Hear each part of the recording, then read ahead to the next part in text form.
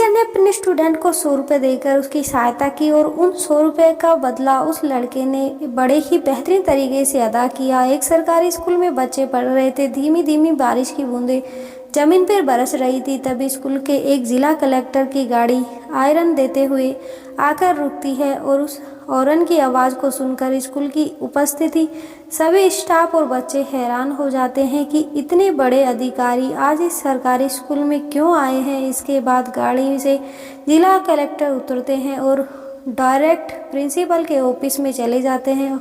Office में पहुंचकर वह एक टीचर के बारे में जानकारी लेते हैं जिनका नाम शीतल होता है। शीतल सर के बारे में जैसे ही वे जिला कलेक्टर जानकारी लेते हैं उनका नाम शीतल सर होता है। शीतल सर के बारे में जैसे ही वे जिला कलेक्टर जानकारी लेते हैं तो प्रिंसिपल भी हैरान रह जाते हैं कि इतने बड़े अधिकारी को एक मामूली से टीचर में इतना इंटरेस्ट क्यों हो रहा है।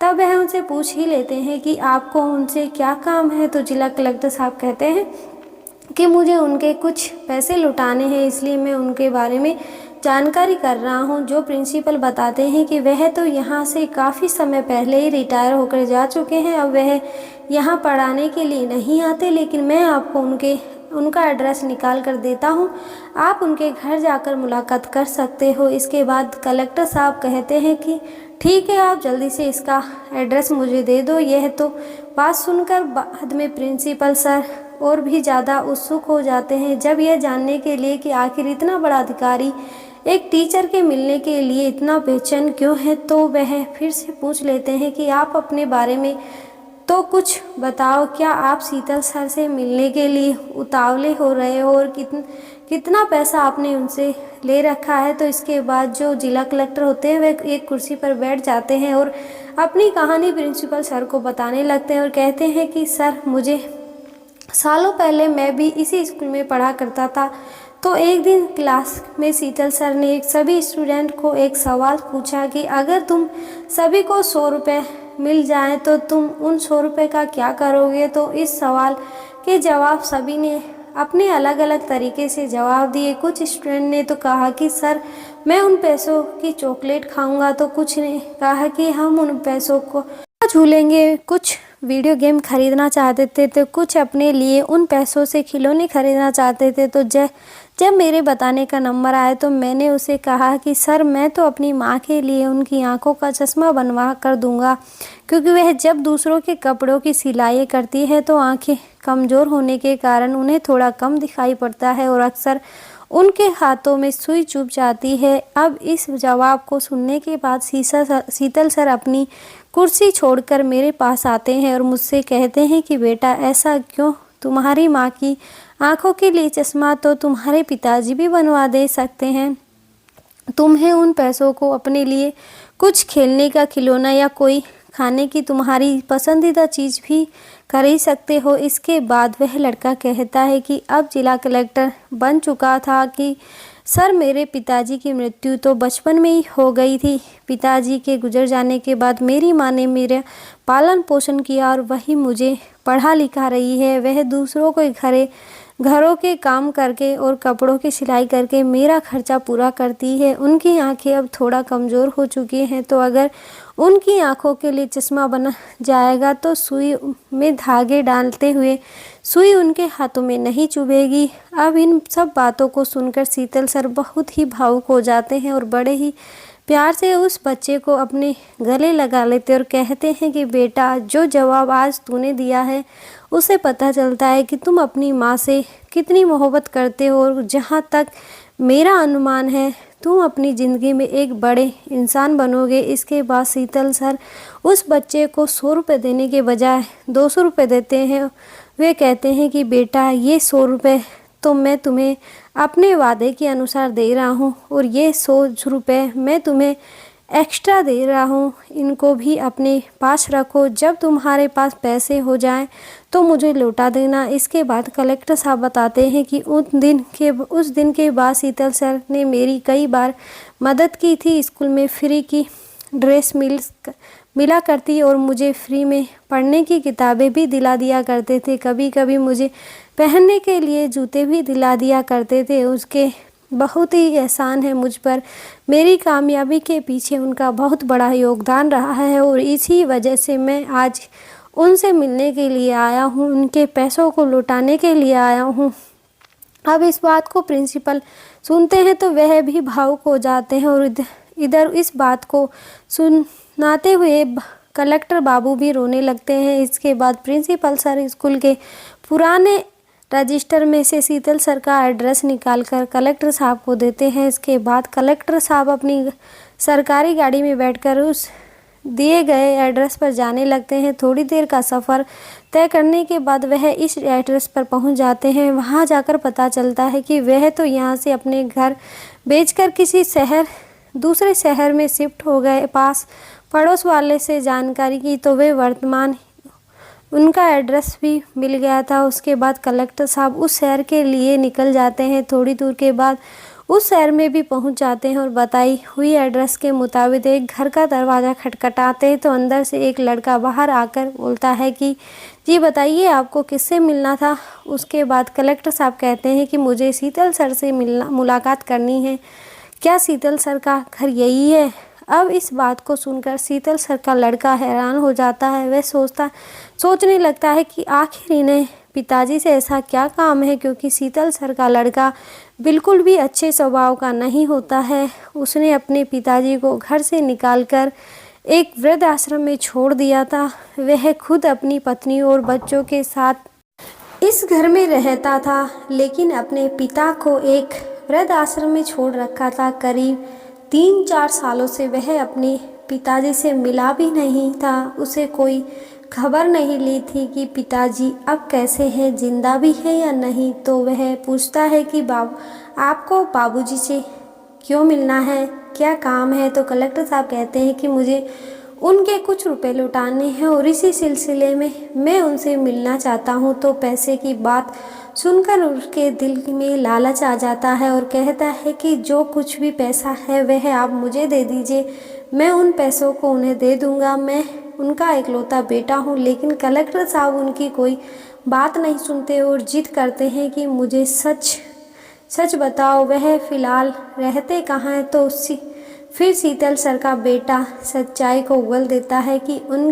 उसने अपने पिता को एक वृद्ध आश्रम में छोड़ रखा है। अब कलेक्टर साहब उनके नालायक बेटे से वृद्ध आश्रम का पता पूछते हैं और तुरंत वृद्ध आश्रम पहुंच जाते हैं। वहां पहुंचकर वह वृद्ध आश्रम के मैनेजर से बातचीत करके शीतल सर के बारे में पूछताछ करते हैं और उन्हें शीतल सर के कमरे का नंबर पता चल जाता है। कलेक्टर साहब अपने सिक्योरिटी गार्ड को वहीं रोककर खुद अकेले ही उस कमरे में जाते हैं। वहां जाकर देखते हैं कि शीतल सर कमरे में एक बेड पर लेटे हुए हैं। उन्हें देखते ही लग रहा था कि वे कितने बीमार और कमज़ोर हो गए हैं। उनके पास जाकर कलेक्टर साहब उनके पैरों को छूते हैं तो शीतल सर कहते हैं कि बेटा कौन हो तुम, मैंने तुम्हें पहचाना नहीं, यहाँ मुझसे मिलने क्यों आए हो? इतना कहते हुए वह बिस्तर से उठकर बैठ जाते हैं और कलेक्टर साहब कहते हैं कि सर मेरा नाम अनमोल है और मैं एक समय था जब मैं आपके पास सरकारी स्कूल में पढ़ा करता था। तो शीतल सर अपनी दिमाग पर थोड़ा जोर डालते हैं। उनकी याददाश्त अब थोड़ी कमज़ोर हो चुकी थी, लेकिन वे उसे पहचान जाते हैं कि यह वही लड़का है जिसको मैंने 200 रुपये दिए थे इसकी माँ की आंखों का चश्मा बनवाने के लिए। तो वे एकदम से कहते हैं कि अच्छा बेटा, तुम वही अनमोल हो जिसको मैंने एक बार 200 रुपये दिए थे और कहा था कि इसमें से 100 रुपये का चश्मा बनवा लेना और 100 रुपये अपने पास रखना, और जब तुम्हारे पास पैसे होंगे तो मुझे लौटा देना। आपका कई दफ़ा मेरी इसी तरह से सहायता की थी और मैं आज आपके उन्हीं पैसों को लौटाने के लिए आया हूँ। अब इस बात को शीतल सर सुनते हैं तो उनकी आंखों नम हो जाती हैं और आंखों में आंसुओं की लड़ी टपकने लगती है। शीतल सर को रोता देख अनमोल थोड़ा सा हैरान रह जाता है तो वह उनसे पूछता है कि सर आप ऐसे क्यों रो रहे हो? उसके बाद शीतल सर अपनी आप बीती अपनी पूरी कहानी कलेक्टर अनमोल को बताने लगते हैं। वह बताते हैं कि बेटा, उस समय मैंने तुम्हें सिर्फ 200 रुपये दिए थे जो कि तुम्हें आज इतने समय के बाद भी याद है और एक मेरी अपनी सगी औलाद है जिसका मैंने पालन पोषण कर बड़ा किया। अपने पिता होने का फ़र्ज मैंने बखूबी निभाया, लेकिन फिर भी उसने मेरी कोई कदर ना हो सकी। वह मेरी भावनाओं के साथ खेलता रहा और मुझे यहाँ वृद्ध आश्रम छोड़कर चला गया। एक तुम भी किसी माँ के बेटे हो जिसको मैंने पैसे दिए थे, तो जो तुम आज उन पैसों को लौटाने के लिए यहाँ आए हो। अब अनमोल उनके आंसुओं को साफ करते हुए उन्हें दिलासा देता है तो शीतल सर अनमोल से उनका हालचाल लेते हैं और पूछते हैं कि बेटा अब तुम करते क्या हो। तो अनमोल कह बताता है कि सर मैंने आगे भी अपनी पढ़ाई को जारी रखा और मेहनत मजदूरी करके अपनी फीस को जमा करवाता रहा। खूब लगन के साथ पढ़ाई की और आज एक जिला कलेक्टर बन गया हूँ। अब शीतल सर यह बात सुनते हैं तो अनमोल की पीठ थपथपाते हुए कहते हैं कि बेटा शाबाश बेटा, तुमने बहुत अच्छा काम किया है जो अपनी पढ़ाई को जारी रखा और एक कामयाब इंसान बन गए। अब इसके बाद दोनों बहुत देर तक बात करते हुए वहीं बैठे रहते हैं। बातचीत खत्म होने के बाद जो अनमोल होता है वह शीतल सर से कहता है कि सर अब आप अपनी सभी सामान पैक कर लीजिए और मेरे साथ चलिए। इस बात को सुनकर शीतल सर अचंभे में पड़ जाते हैं। वह पूछते हैं कि बेटा अनमोल, तुम मुझे यहाँ वृद्ध आश्रम से कहाँ ले जाना चाहते हो। तो कलेक्टर साहब कहते हैं कि कहीं नहीं सर, आपको एक अच्छी जगह ले जा रहा हूँ जहाँ आपको होना चाहिए था। उसके बाद अनमोल वृद्ध आश्रम के मैनेजर से बात करके उन्हें वहाँ से लेकर अपनी गाड़ी में बिठाता और सीधा अपने घर की तरफ चल देता है।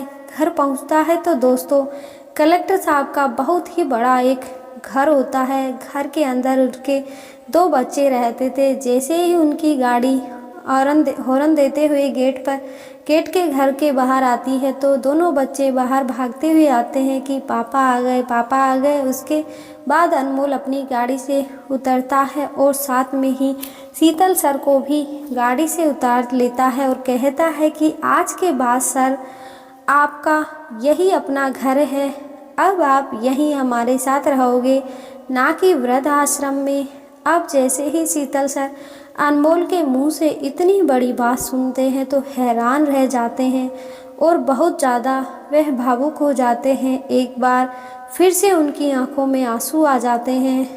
फिर कलेक्टर साहब उन्हें अपने गले से लगा लेते हैं और चुप कराते हैं। इतने में ही अनमोल की माँ और पत्नी भी बाहर आ जाती हैं।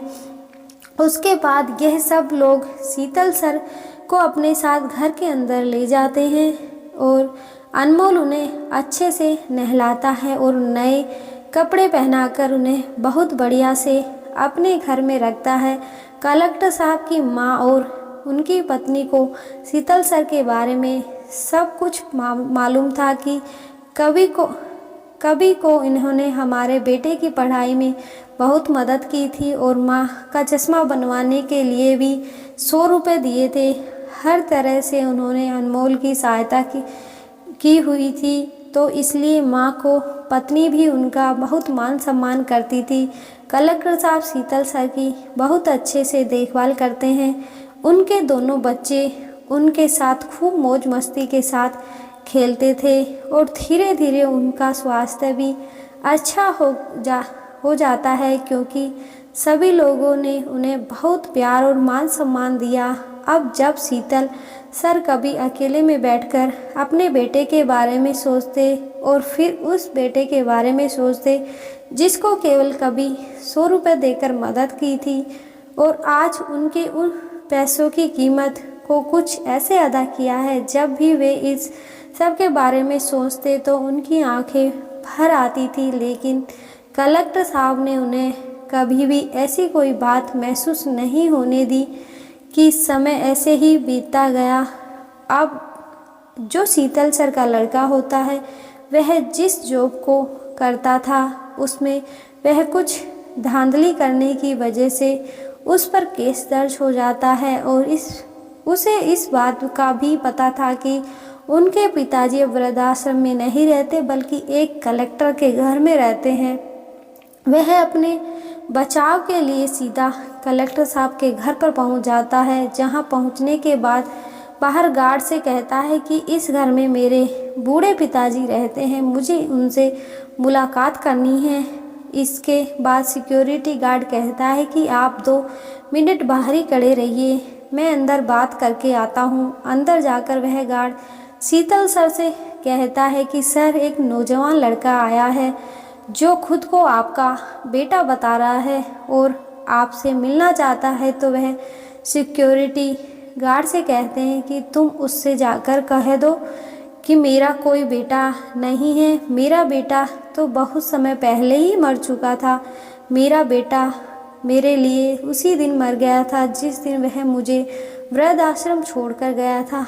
मेरे लाख लाख मना करने पर भी मेरी कोई बात नहीं सुनी थी, मेरी भावनाओं का खिलवाड़ किया था। अब सिक्योरिटी गार्ड बाहर जाता है और उनके बेटे से ऐसा ही बोल देता है।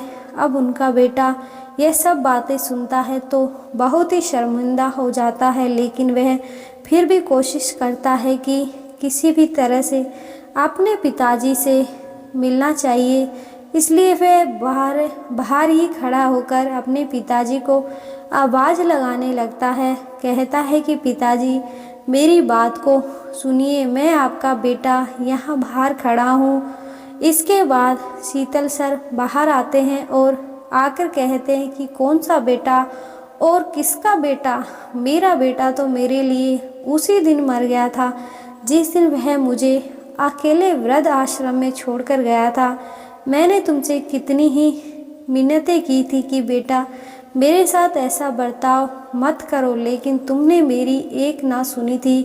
तो फिर तुम आज क्यों यहाँ चले आए हो? तो उनका बेटा कहता है कि पिताजी, मैं एक केस में बुरी तरह से फंस चुका हूँ, पुलिस मेरे पीछे पड़ी है, मुझे लाखों के पीछे डाल देगी। सिर्फ आप ही ऐसे व्यक्ति हैं जो मेरी जान बचा सकते हैं।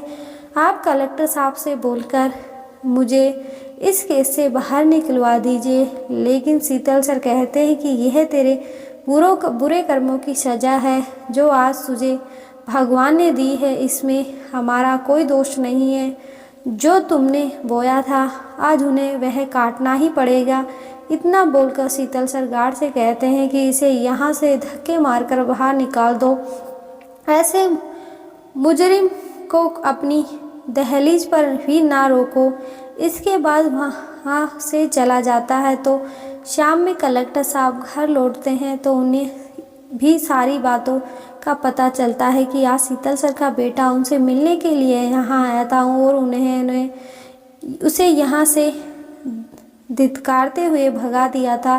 कलेक्टर साहब को तो पहले ही पता था कि उनका बेटा अच्छा इंसान नहीं है, इसलिए वह इस केस में कोई दिलचस्पी नहीं लेते और बात को ऐसे ही जाने देते हैं। इसके बाद शीतल सर अपने शिष्य के साथ ही खुशी खुशी अपना जीवन व्यतीत करते हैं। तो दोस्तों, यह थी आज की कहानी, जिस कहानी में एक टीचर ने अपने स्टूडेंट को 100 रुपये देकर उसकी सहायता की और उन 100 रुपये का बदला उस लड़के ने बड़े ही बेहतरीन तरीके से अदा किया। आप क्या कहना चाहोगे इस कहानी के बारे में? नीचे कमेंट बॉक्स में हमारे साथ अपनी राय ज़रूर शेयर करें। धन्यवाद।